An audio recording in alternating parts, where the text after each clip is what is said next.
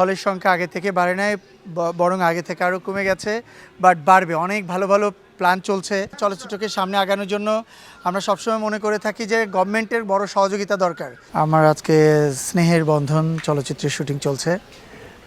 কামরুজ্জামান ভাইয়ের, তাজু কামরুল ভাইয়ের, শাহ আলম সাহেবের ছবি। এটা বড় একটা প্রোডাকশন হাউসের ছবি, বিগ বাজেটের ছবি এবং অনেক আর্টিস্ট মিলে আমরা সুন্দর একটা গল্পের ছবি তৈরি করছি। আজকে সেটার প্রায় আমরা 16-17 দিনের একটা আউটডোর করেছিলাম, 2টা ঢাকার বাইরে। ওটা শেষ করেছি। এখন আমরা এফডিসিতে পরপর 3 দিন আমাদের কাজ আছে। এটা কাজ করার পরে গানগুলো বাকি থাকবে আর কি, আশা করছি। আমার তো অনেকগুলো ছবি রেডি হয়ে আছে। ঈদে আমার আসলে তো এটা তো অ্যাকচুয়ালি প্রডিউসারদের চিন্তাভাবনা থেকে আসে, কে ছবি রিলিজ দিবে কি দিবে না, আর্টিস্টদের সেখানে কোনো দায়ভার থাকে না।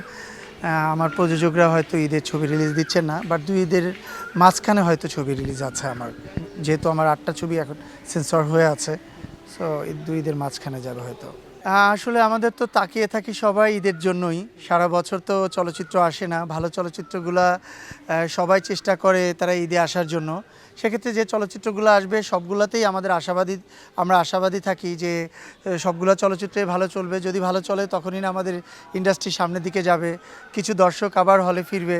সো আমরা সবসময় বিলিভ করি এবং বিশ্বাস রাখি যে ঈদের প্রতিটা চলচ্চিত্র দর্শকপ্রিয়তা পাবে। হলের সংখ্যা আগে থেকে বাড়ে নাই, বরং আগে থেকে আরও কমে গেছে, বাট বাড়বে। অনেক ভালো ভালো প্ল্যান চলছে আমাদের এফডিসি থেকে, অনেক ভালো ভালো প্ল্যান চলছে। ইনশাল্লাহ আগামী 6 মাস 1 বছরের ভিতরে পরিপূর্ণভাবে একটা ডিজিটাল ইন্ডাস্ট্রি তৈরি হবে চলচ্চিত্রের জন্য আমাদের এই ইন্ডাস্ট্রি ইনশাল্লাহ এগিয়ে যাচ্ছে। বিশ্বের সাথে তাল মিলিয়ে তো আমরা মনে করি অ্যাকচুয়ালি, কিন্তু আসলে তো এতটা সহজ না।